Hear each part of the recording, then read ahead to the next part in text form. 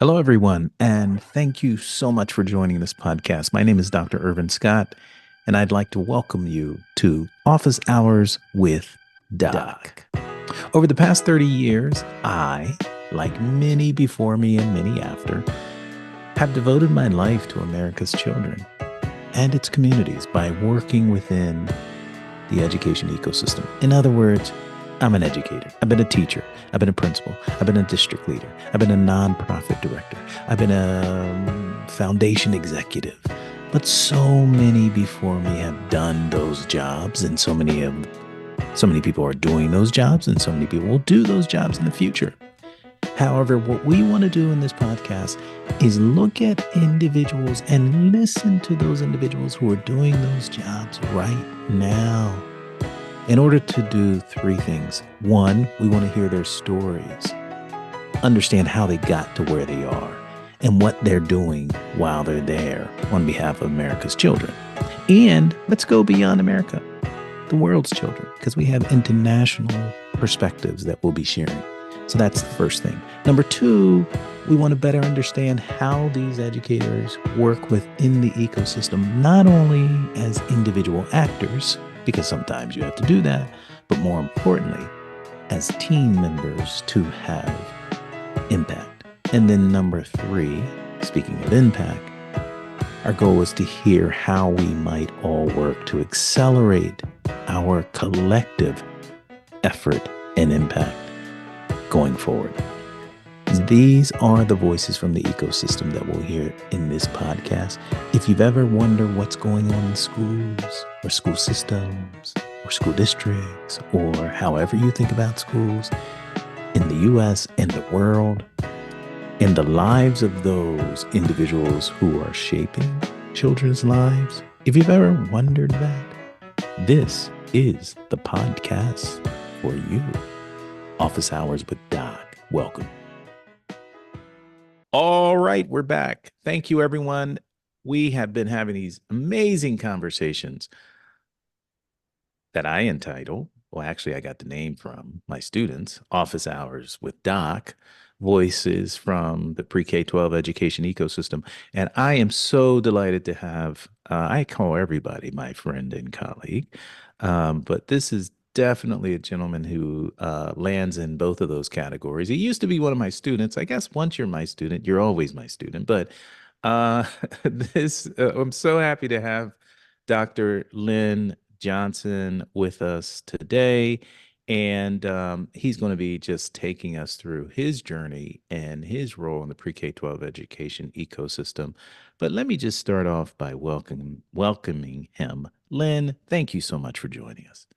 Thank you, Irving. I'm so happy to be here. And yeah, it's always nice to be able to just share with a friend and have this conversation. Awesome. Awesome. Awesome. Awesome. Thank you so much. I'll just give a real quick context. Lynn and I know each other most recently from him being in the EDLD program, or the doctoral program of leadership at Harvard Graduate School of Education. Phenomenal student, did some phenomenal work in his residency and his capstone, but also he was a teaching fellow with me. And I just have to give the shout out real quick. When we all went online as a result of the pandemic, Harvard Graduate School of Education, like all schools for the most part, had to go online. And what Harvard did was it actually opened up, instead of sort of just giving opportunities to the students who were going to be a part of sort of their traditional program if we were on the ground residentially.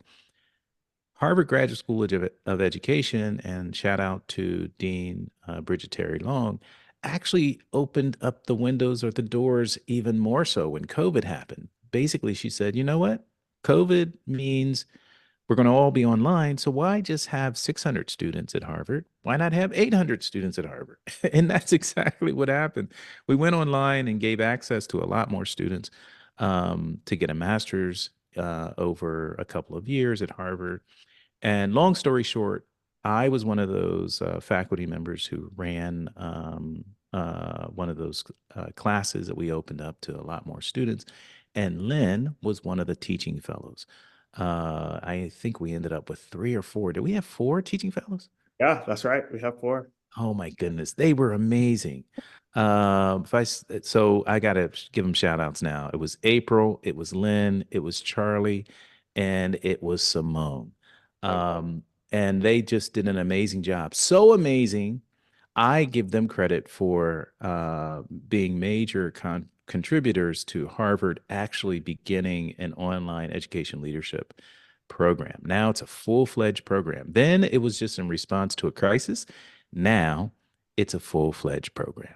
And Nada, who is my friendly producer behind the scenes, is a part of that program. So, Lynn, thank you so much for joining us. And I'm going to jump right into my questions for you. As I have been asking everyone who's come on, and we've had individuals in multiple parts of the education ecosystem doing work on the ground. I've asked them for their story. How did you just take us back to how you got into education, and you can also talk about the roles that you've been in over time. But what's the Lynn Johnson story?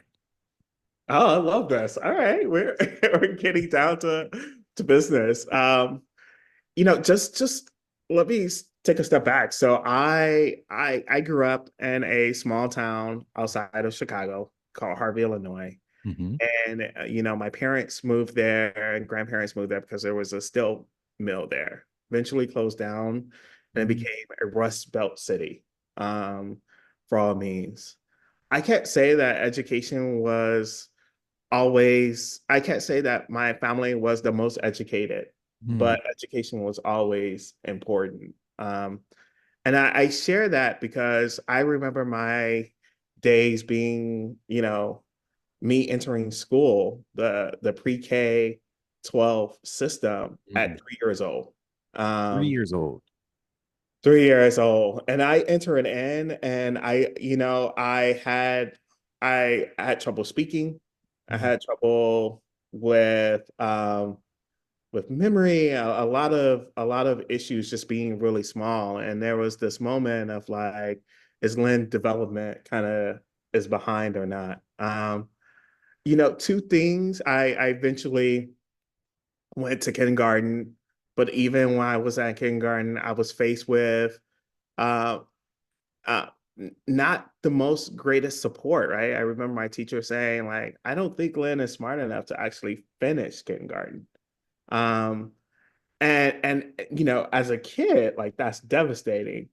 Unfortunately, they messed with the wrong kid because uh, my mom did not tolerate that. Right. I and my mom went to the school, and she let my teacher know, like, no, no, no, my son he's gonna do well, he's gonna succeed. Mhm. But she came back home and saw me crying, and what she said was that, like, you know um you're in God's hands, Mm. like, and like you will fulfill the blessing and the purpose that God has for you. Mm. I should say that my mom was a pastor, so church and faith was always a part of like who I am. Mm. Service was always a part. Seeing the humanity and people was always a part. So so I share that because like that is the grounding in terms of how I see education. I see education as unleashing the potential and purpose that God has all blessed us and allow folks to fulfill. Um, throughout my K-12, pre-K-12 experience, I was in gifted classes, but I was often pushed to the side of saying, well, you already know this. You're not going to get the personalized learning. You're in third grade. I'll just give you a fourth grade textbook to read. Um, and throughout my experience, my parents advocated for me. I Mm. later went to college at Reed College in Portland, Oregon, and I will say that it was one of the most rigorous experience I've ever experienced in my life. Mm. Uh, I was reading, 200 to 300 page books a week and expected to complete them on top of writing papers, on top of doing really complex math problems. But what it taught me was resiliency. Mm-hmm. What it taught me was um, that I do have the ability and the capability to learn. It taught me how to think differently. Mm. And I think that's what we want from our kids is that, sometimes it may seem that calculus or trigonometry or these subjects that are so abstract that you may never use, but what they're teaching you is how to like solve problems and complex problems and think about Absolutely. them differently. I chose to do economics at that time, and I was really focused on economic development. Education was always a lever around how you ensure that folks have access to opportunities and have the freedom to actually thrive in their lives. Mm-hmm. And I was planning to actually go abroad and do economic development in Africa. And Wow. someone stopped me and said, "Hey, Lynn, you should, before you spend your life doing that, you should give back to the communities that you grew up in, Mm-hmm. like Harvey." And I decided to do 2 years of AmeriCorps. 1 year was done in DC, Mm-hmm. where I was doing policy work for microfinance. I later said I want to get my hands dirty, so I actually want to like work with entrepreneurs. Like I want to work with recent refugees, women, low-income individuals, and provide them with the capital to see them succeed. And I spent a year in Atlanta with Axion. Uh, Mm. I later went to the Kennedy School and said, I want to continue this. So I got a policy degree and I said, this is great, but I feel like I'm missing the business part of things. And I decided halfway through the Kennedy School to actually apply to MIT Sloan. And I did the joint degree between Wow. and Sloan as well. Um, it was the first time where I was introduced to finance. It's the first time that I actually saw strategy being connected and policies. And it was a way to get this interdisciplinary like education. Um, I went into the private sector, right, where I did consulting. I didn't I learned a lot of skills, but I didn't feel the purpose that I've always was with me. Mm. And I decided to work for S&P, where I did bond ratings for school districts throughout the Midwest. So this was my first entryway. Standards and Poor's. Yep, that's right. My first entryway into education. Um, and I loved it. I loved it so much. I loved it, but I didn't love who my clients were, right? Like I wanted my clients to be the people who were impacted. Unfortunately, my clients were investment bankers as well. And I decided to move a little bit closer where I worked for the DC Charter School Board, which is a charter school authorizer in DC. And if you know anything about DC, you know that half of the schools are district schools and half of the schools are charter schools. Uh, Mm-hmm.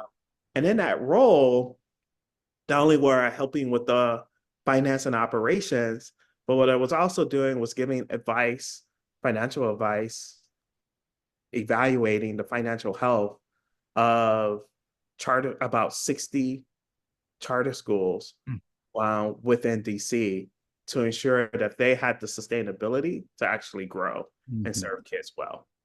Um, I later from that decided to become a borough resident, and I spent my first year um, at the Tennessee Department of Education, and it was absolutely fantastic. At the time, I interviewed with Hans Sewell and Kevin Huffman at the time. Um, they said, "Hey, we have a great visionary CFO. We need someone who could be his right-hand man and execute on that vision." And I Mm-hmm. said, I'm that guy, right? I've never worked at a scale that large. I mean, the budget was about $6 billion.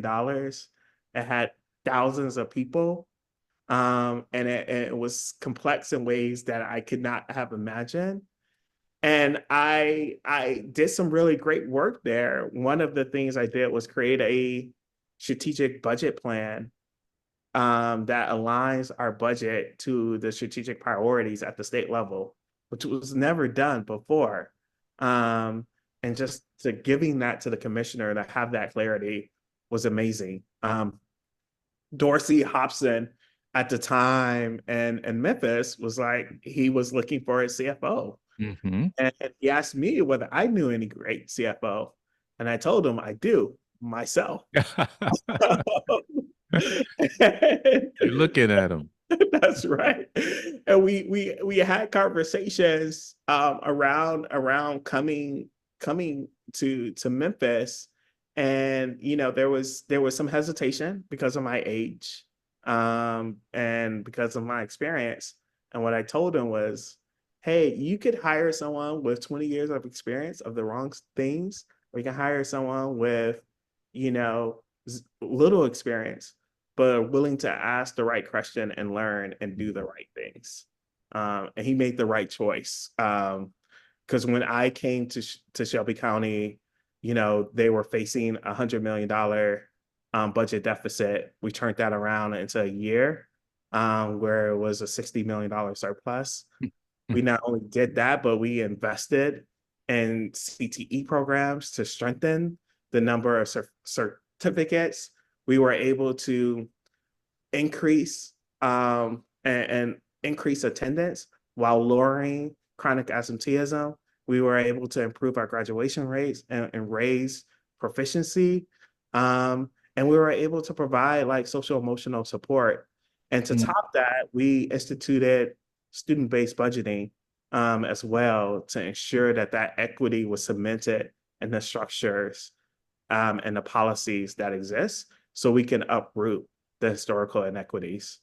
And from there, I became CFO to deputy superintendent. And then, I had the great honor of actually coming to EDLD, where we reconnected, which I really appreciate and love. And part of my residency was being at Chicago Public School in their portfolio office. And from there, I went to work for TNTP. And currently, I am the chief of strategy, growth, and finance at TNTP. And how I see my role is really seeing how we can actually, set a strategy and transform our business model to unlock the impact that we want for kids. And that impact that we want is not only ensuring that kids are learning, but ensuring that kids are thriving economically and socially as young people throughout their lives as well.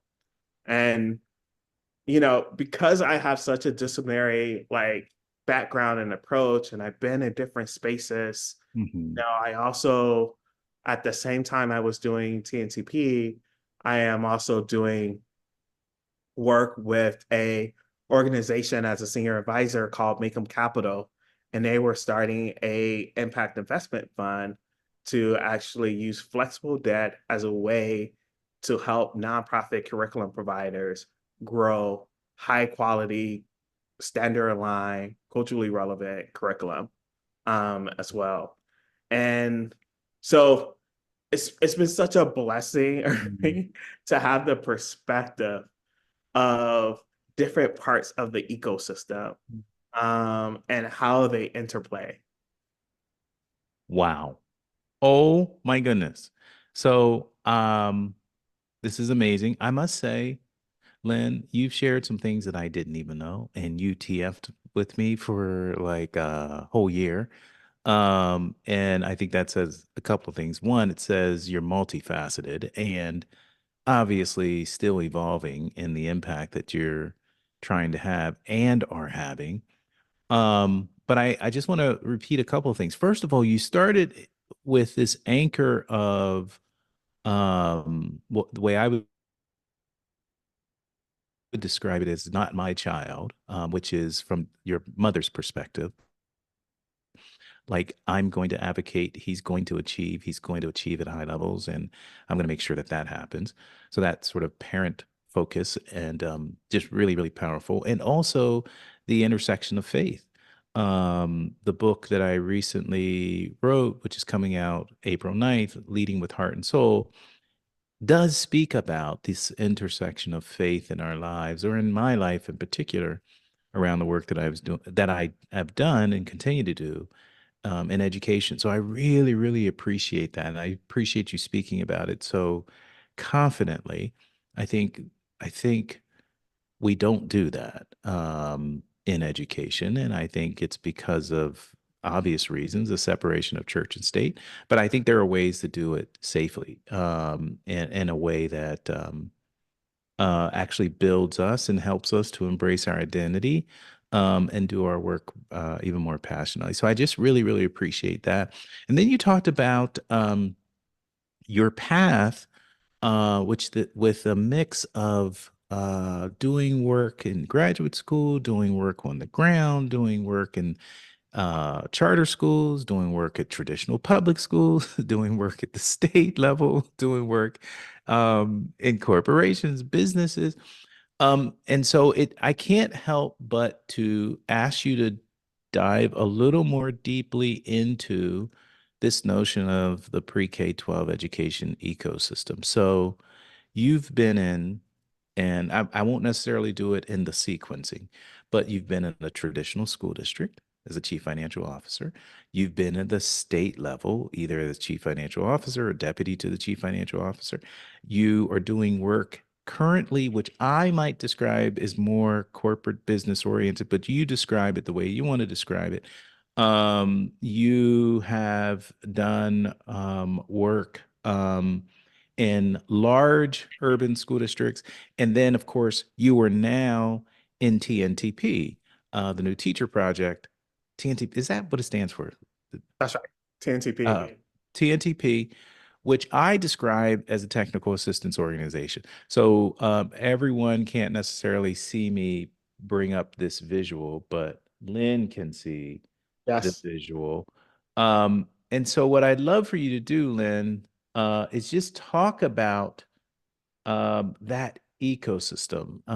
And there is this question that I'm really curious about from your perspective, and that is, uh, do you see differences in how the either the skills needed in the ecosystem, the dispositions in the ecosystem? Is a school district very different from a state? Is a state very different from a nonprofit? How do you think about those questions?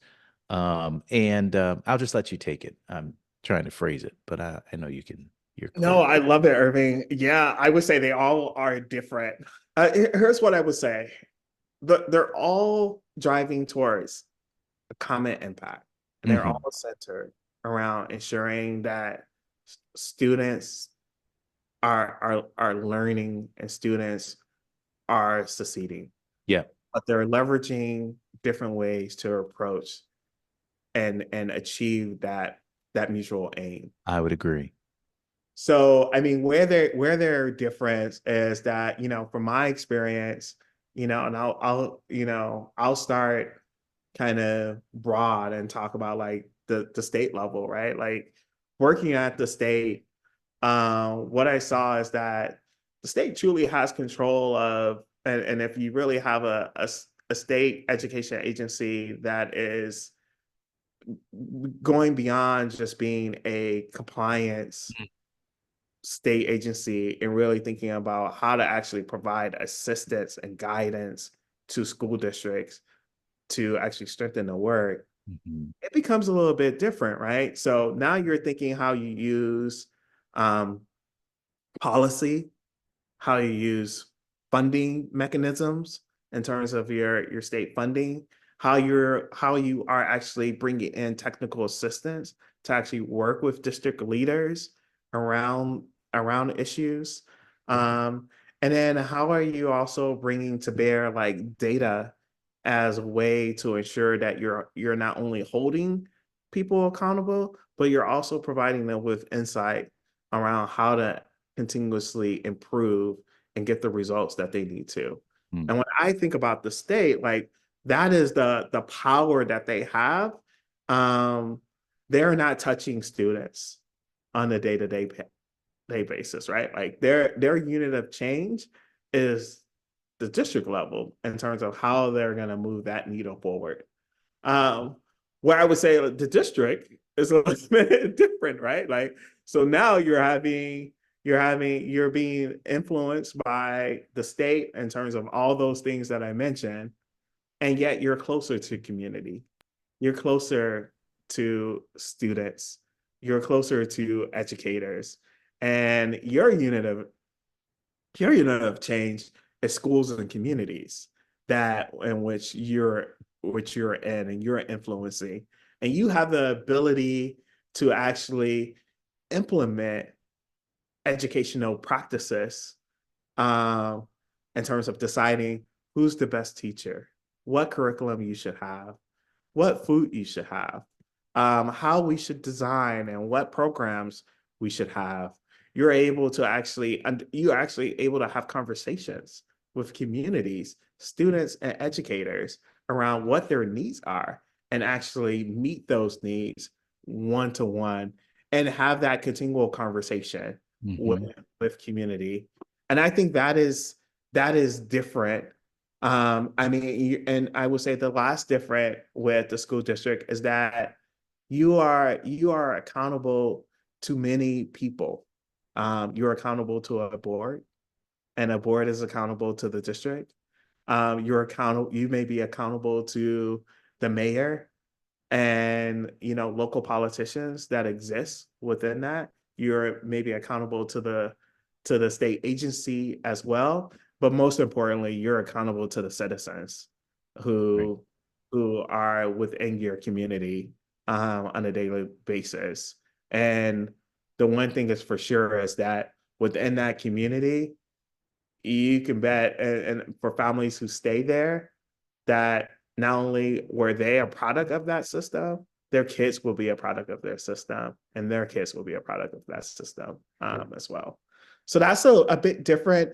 I will say that, being at TNTP, we are, we're a professional learning organization that provides also consulting services to the school district, to charter school networks, to state agencies as well.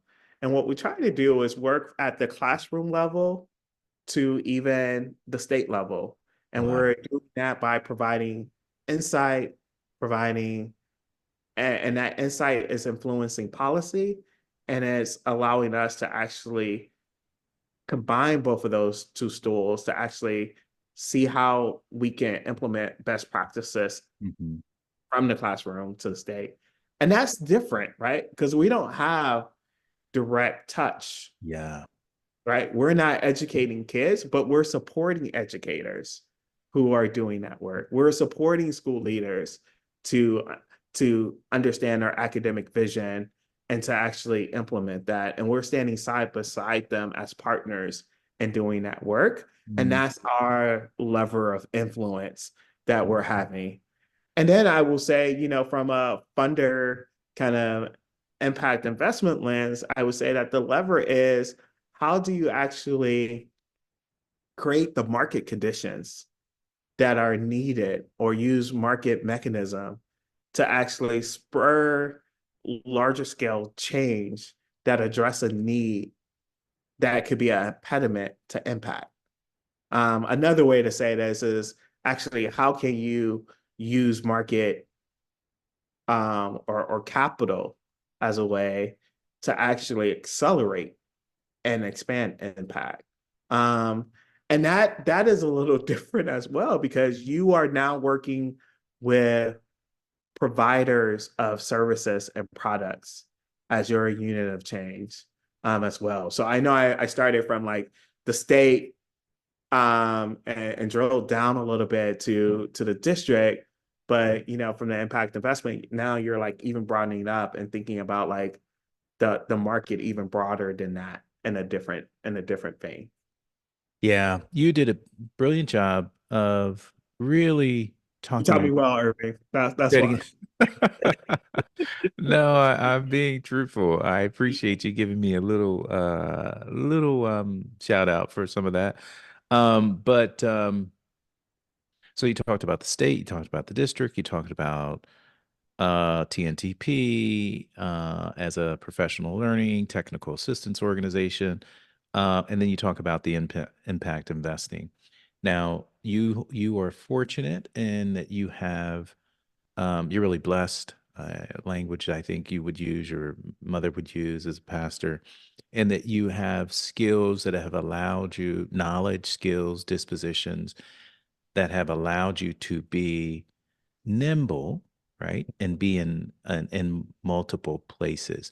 Um, I think the question is, um, and sort of top level, for a person who was like in a district and thinking about going to a state, or a state and thinking about going to a nonprofit, would you say there are different ways of being, different bodies of knowledge or skill sets that are unique from one to the other? Absolutely. There are definitely different skill set because I think there are all these organizations, not only do they have a different mission and orientation to the impact, um, they intersect and interconnect in different ways as well. And so I give a great example of this, right? So like when I moved from the state level, like, part of my job at the state was understanding every single funding stream in K-12 at the Mhm. from, nutrition to special education to understanding our state formula to like whatever it is. And I spent a lot of time understanding the policies, understanding the mechanisms to all of that. So as a new CFO going to the district level, like that served me well because my Mhm. first thing that I was doing was examining, Wow. our finances. And I wasn't examining our finances from, oh, this is what happened at a district level. I was examining my finances at a broader level of like, this is my understanding of the policy. This is my understanding of how things work. This is my understanding of things that I know to be true. And there would be times where I would look up the law and say, oh, this is how we should be getting paid, and this is the revenue we should be getting. And that wasn't the case. Wow. But if I didn't have that background that I had at the state, I would have never like thought to elevate that and Wow. never felt really assured in my response to elevate that as well. So I do think there's at a very high level, I do think there's a different orientation. And I think what it does is it allows you to it allows you to have a seat and actually within any organization that you're in and bring in experiences Mhm. and perspective, bring in knowledge in different ways, and allow you to begin to think about third way solutions and approaches to that. Mhm. So even that example that I described allowed us to be really creative because I had a different lens coming in than necessarily my team did. Oh, that's powerful. That's a great example. And it's one of the one of the arguments I would make for thinking from an ecosystem perspective is um, exemplified in that example, right? And so, because you had spent some time in the state and now you've been in the district, now you're in the district, there's a lens of knowledge that you bring to bear when you're doing that district level work.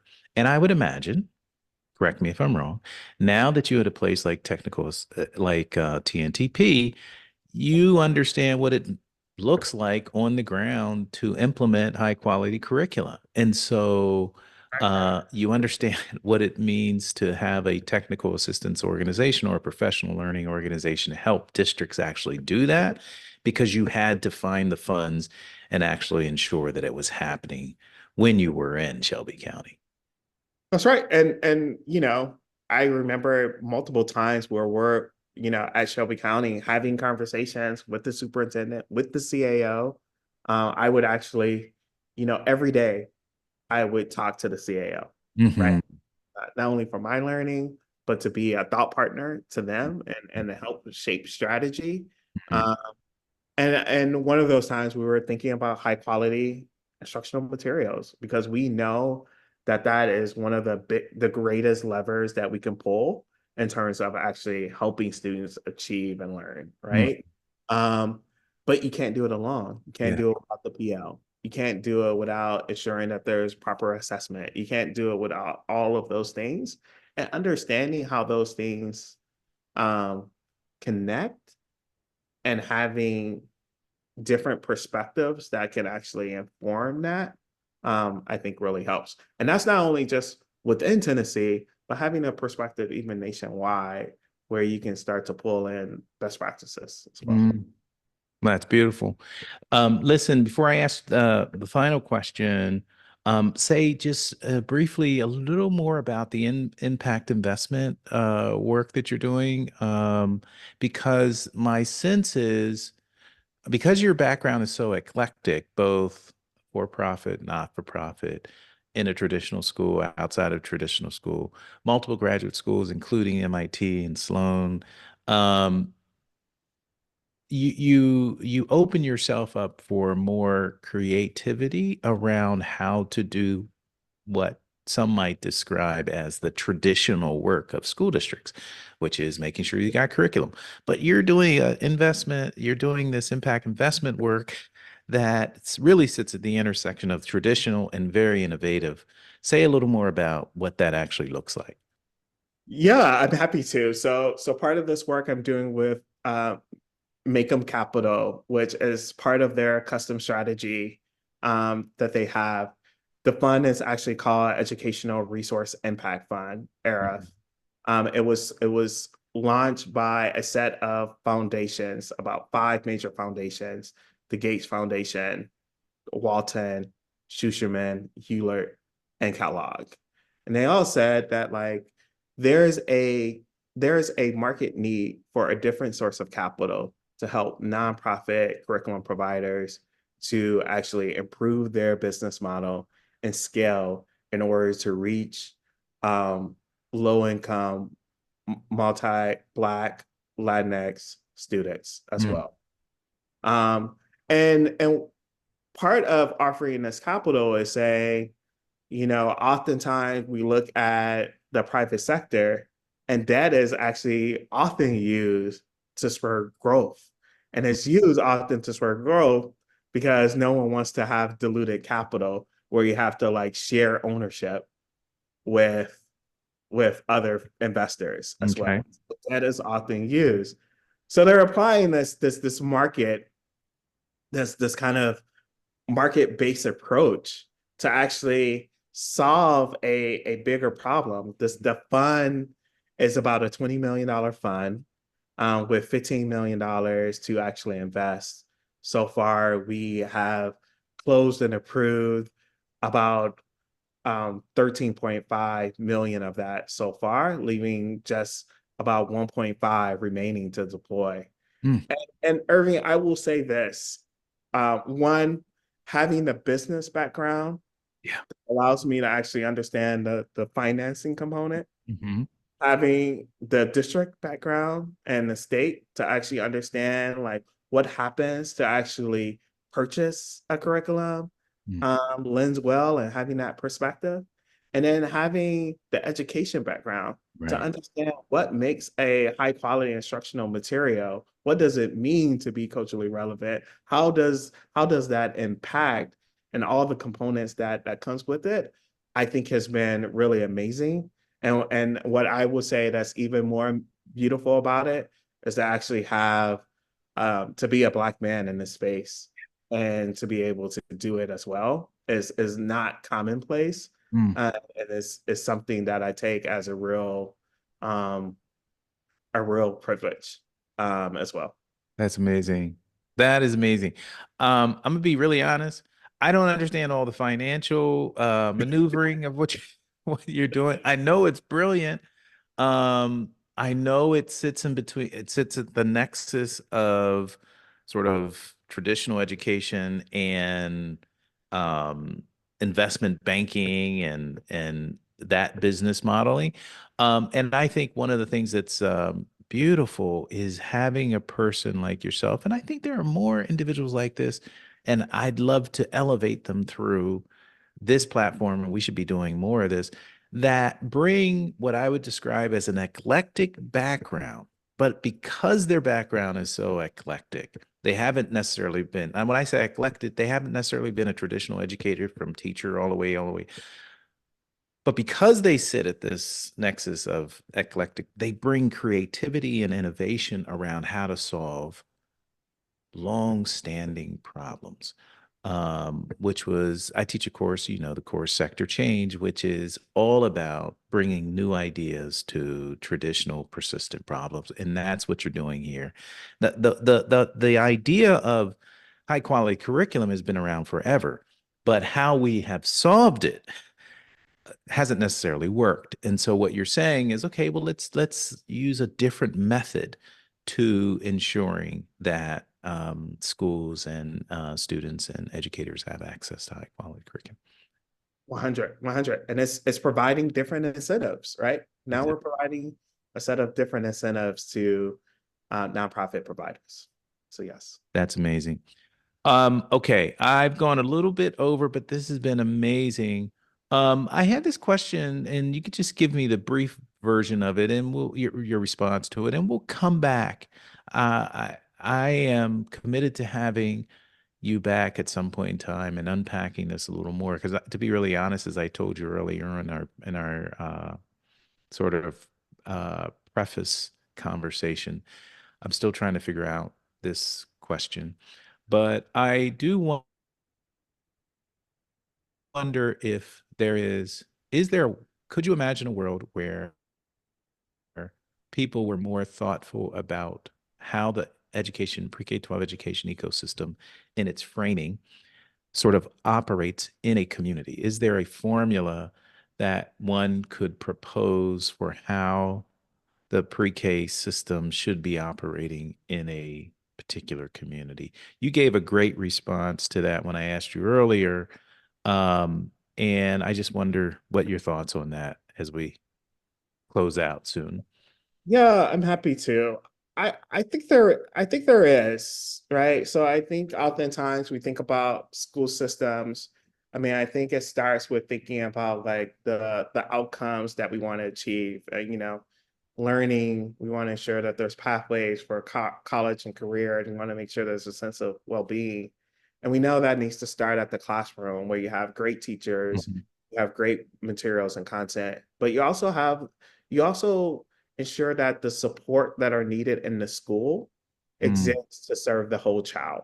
Um, I think at a system level, like you want to ensure that there's a sense of having a level of accountability and support, and you can think about it as performance management, and then mm, have those enabling conditions to support it, right? So you have the right funding, you have the right governance and structure, you have the leadership and the infrastructure, both facilities and technology, and then that you're setting that foundation to really be um, to really have a foundation that is in readiness, like school readiness, and that is where you start to get to early learning as well.